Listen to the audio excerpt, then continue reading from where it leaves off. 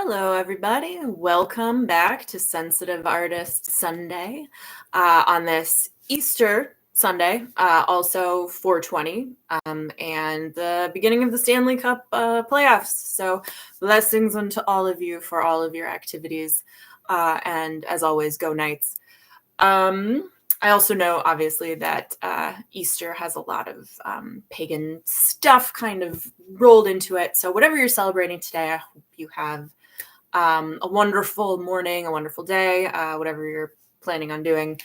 And that, good feelings, good times, good vibes, all of the good stuff to you. Whew, we made it through another week, guys. As you know, I've started doing kind of rolling in new things as I get used to this first 10 episodes. This first season, I guess we might call it. And one of the things I've started doing is I've started naming the episodes beforehand. So you guys kind of have a sense of what is going to be discussed on the episode while we're here if you choose to tune in live. And if you don't choose to tune in live, that's fine. Hopefully you find me later. And this is interesting to you. Again, it was filmed on Easter. So if you're not watching it on Easter, sorry. That's irrelevant to you. I hope you had a good one anyway. And this one, I chose the title of The Resurrection Blues. One, because I thought it was kind of a catchy title.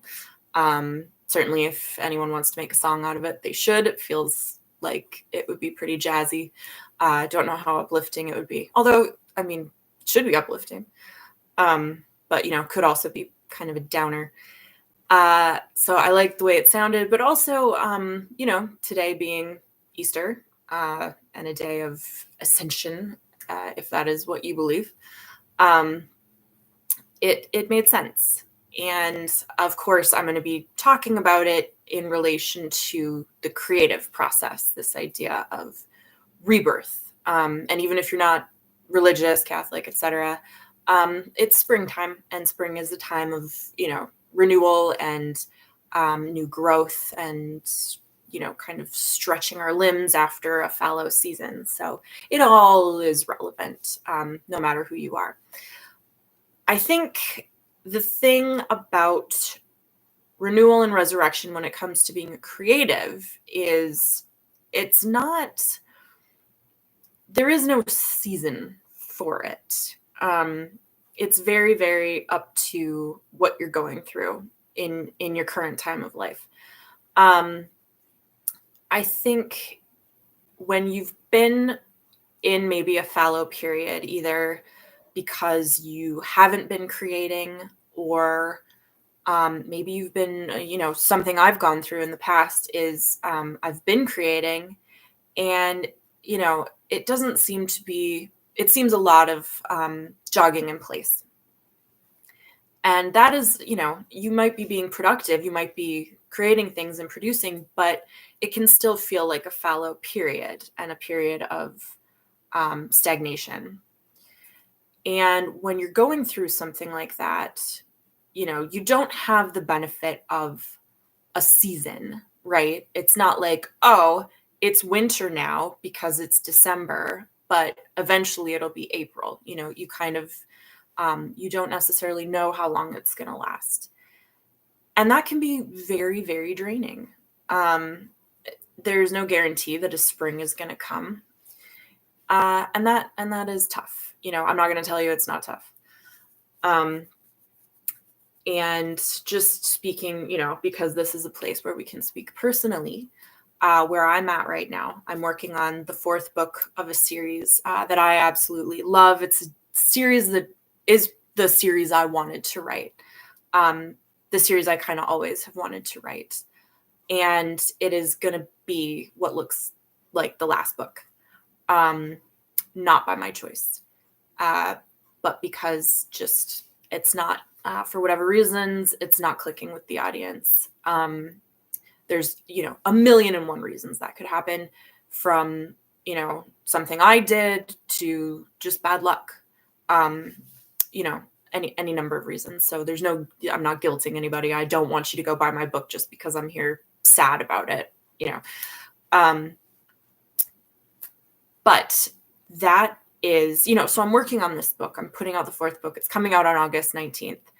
I'm loving what I'm doing, but it still feels stagnant, even though I'm creating something I'm proud of.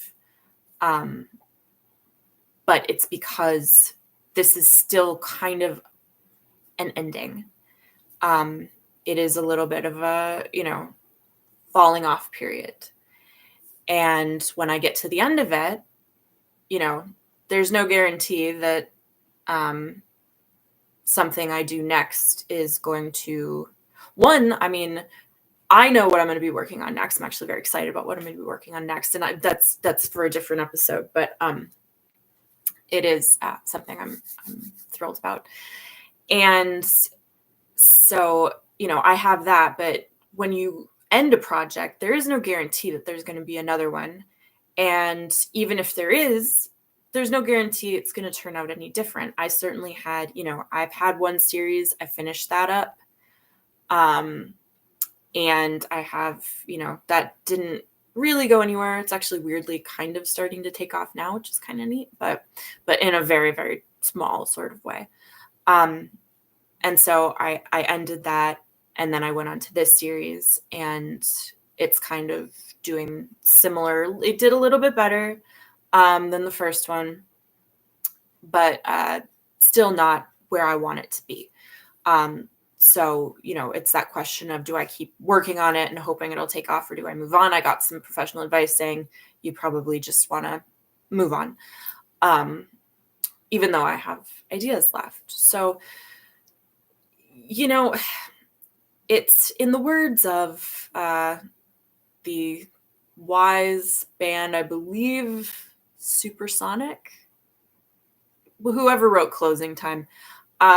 Every new beginning comes from some other beginning's end. And an ending is always, we try to put a happy spin on it, but there's always sadness involved with an ending. And I think me definitely, and maybe others of you out there, if you come to an ending that you were not particularly happy with, or you come to an ending that is abrupt, it can be hard.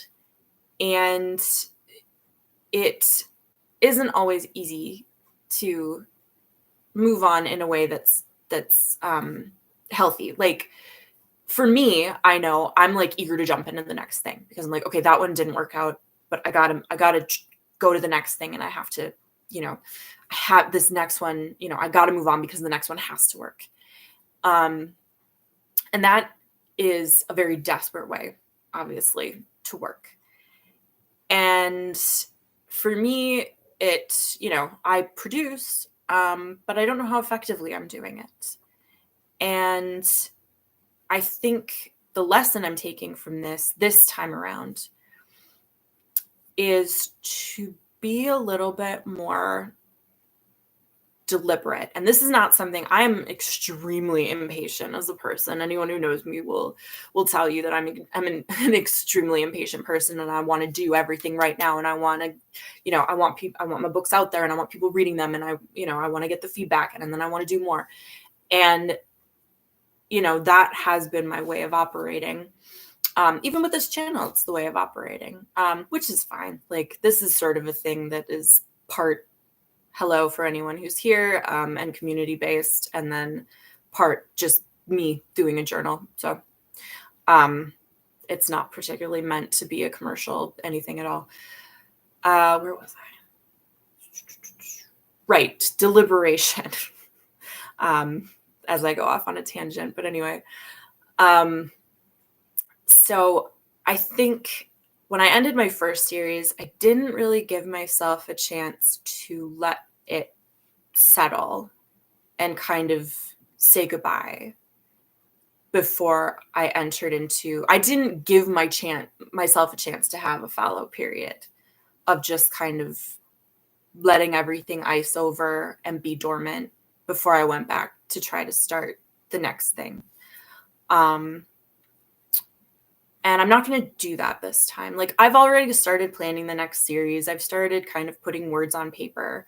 But when it comes to the actual releasing of these things into the world, I'm going to be a little bit more strategic about it. Now, this is 6 years into my career, better late than never, I guess. But hopefully, it feels like an obvious thing that I should have been doing all along.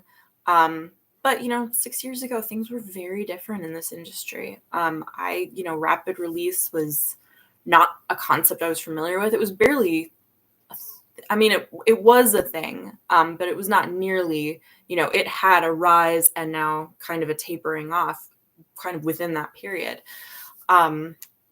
So, what seems obvious now in, 6 years ago was still being figured out.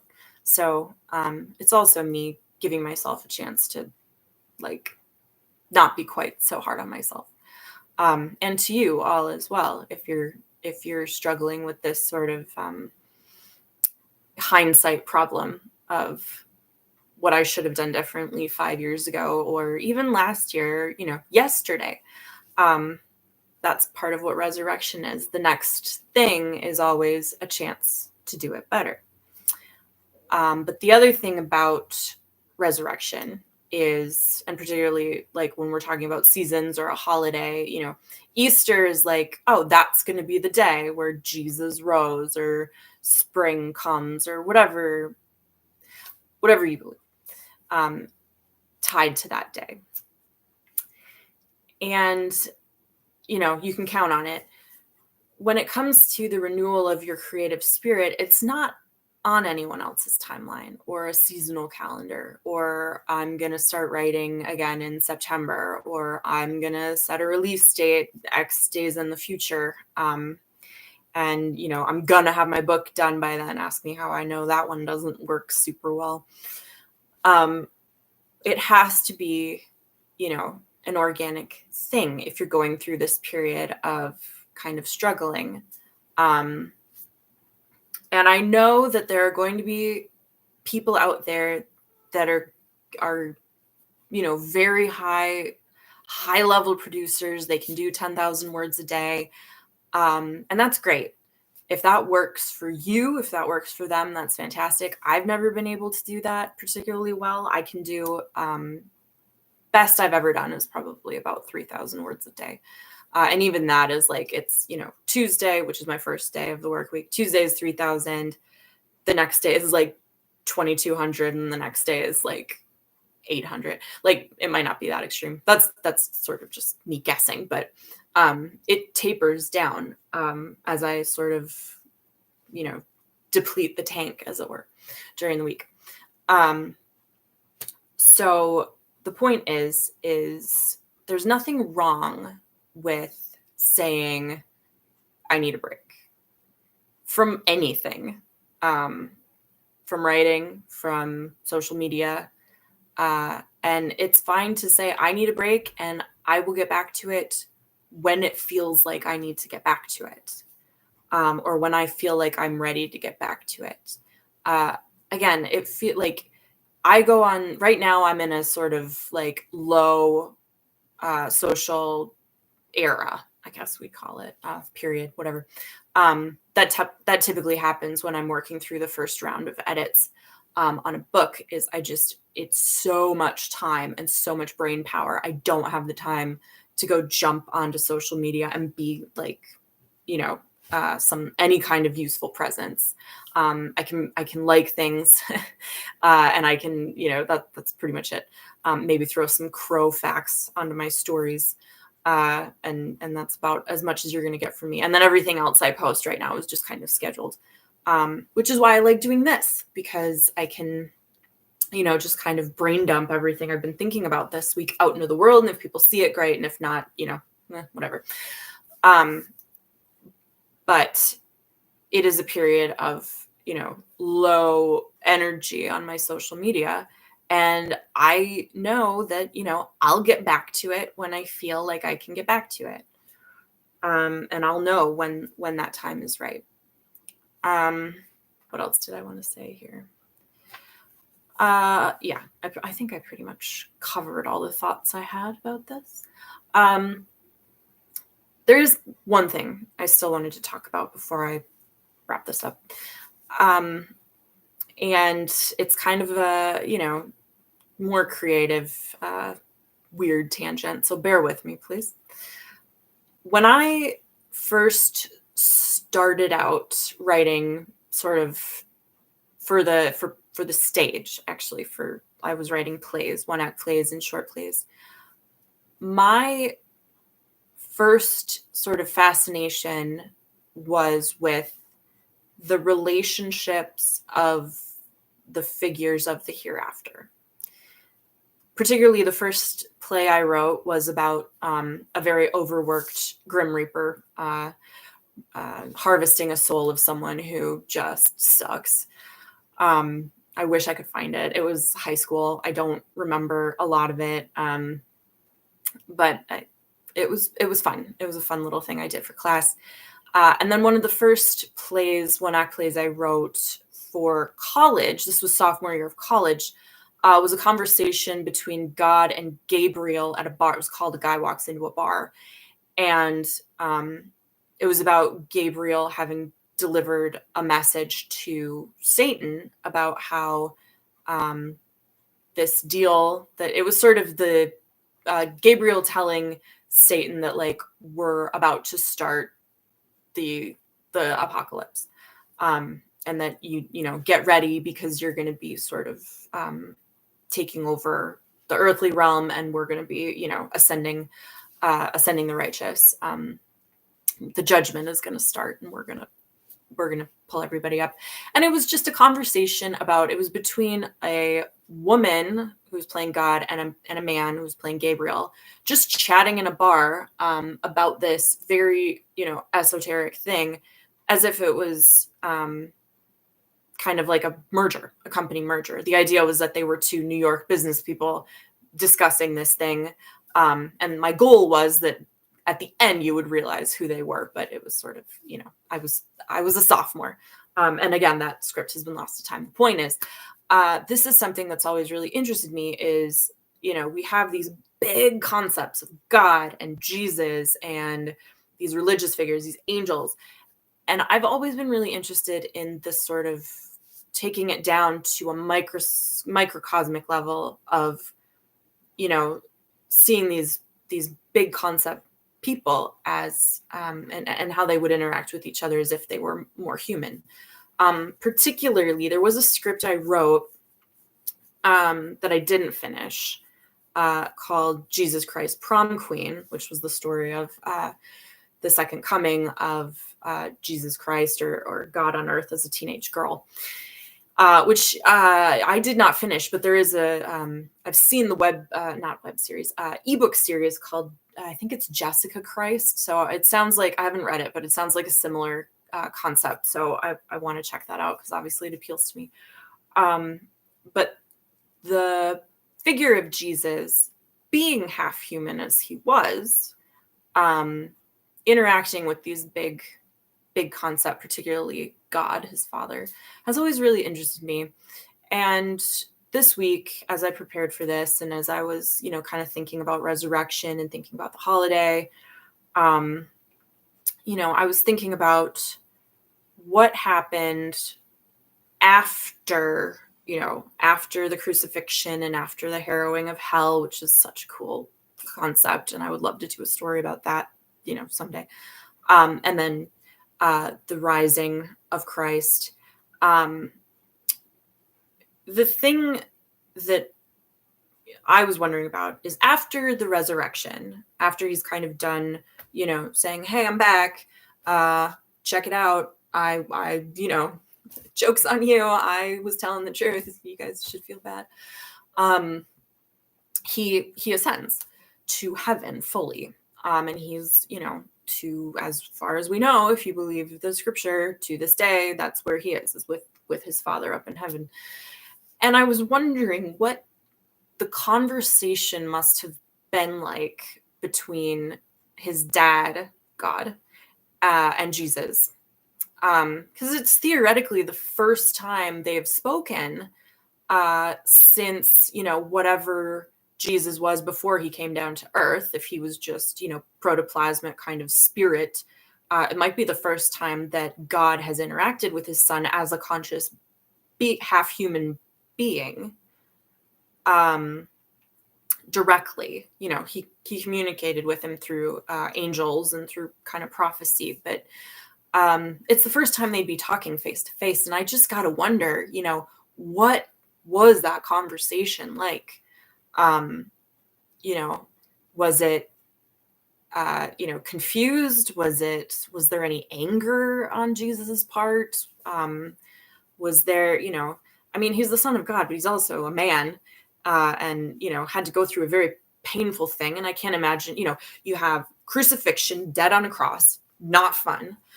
Your soul riding through hell, probably also not fun and exhausting.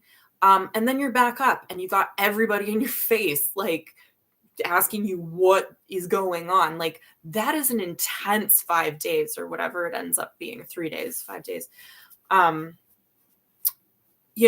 there's got to be some just exhaustion and resentment there, right, on the part of Jesus, at least his human side. I'm sure there's a warring faction of, like, on the one hand, he's this divine being and he kind of probably has a glimpse into the plan, a little, and then on the other hand, he's just like, what the heck, Dad? Why? What was the point of that? And he's like 35, so maybe he's a little bit more articulate, but I like to think of him as just just a guy. And on the part of God, it's hard to imagine what God would say in that situation. But I think what I came to in this whole thing was that what I hope God said to his son, who had been through all this, who he had put through all of this, kind of from the beginning knew that this is what was going to happen to him. It would just be, you did good. I know that was hard and I'm really proud of you. And, you came through it like a champ and now, now you're here and you got nothing else to worry about. And mostly, yeah, just a father being proud of his son. And I think, the more I thought about that, the more I realized, like, people aren't proud enough. And that might sound sacrilegious given that pride is a deadly sin. But I'm not talking about, this sort of egotistical pride. I'm talking about the pride of the work and the pride of, you're a good person and I'm proud to call you a friend or, a family member, a sister, a brother, a son, a daughter, a spouse. And, even harder is to say, I'm proud of myself. I'm proud, especially if things didn't turn out exactly the way you want to. I'm proud that I did this and I'm going to give myself a chance to rest now. And I'm going to come back to it when I'm ready. That is not something that happens very often. And if you are out there thinking that maybe it's been a while since someone has said that they're proud of you, I will say it right now. If you're still trying and you're still working on your stuff, no matter what, you're feeling about it, no matter if things are going well, if things are going not well, if you're still out there doing your thing, I'm proud of you, because every single day, it seems, we get another reason to give up, to stop trying. And if you are not doing that, whether you are actively creating or giving yourself a deliberate chance to rest, you deserve to know that you are doing something good and that, you should take pride in that, because I take pride in that for you. And yeah, if only I could be so generous with myself. I think that's challenging. It's harder to be gentle with yourself than with someone else. So, I will give give that to you. Consider that my Easter present to you for whatever it's worth. And yes, so I hope you have a good day. Again, blessings unto you all. And I don't have a topic for next week just yet. I will, I'm still figuring this out. I'm still figuring out what this is going to be.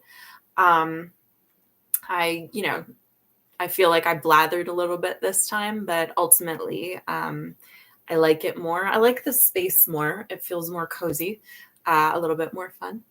And I hope that you will join me live next Sunday, 10:30 Pacific, 10:30 specific, 10:30 Pacific, right here on Sensitive Artist Sunday.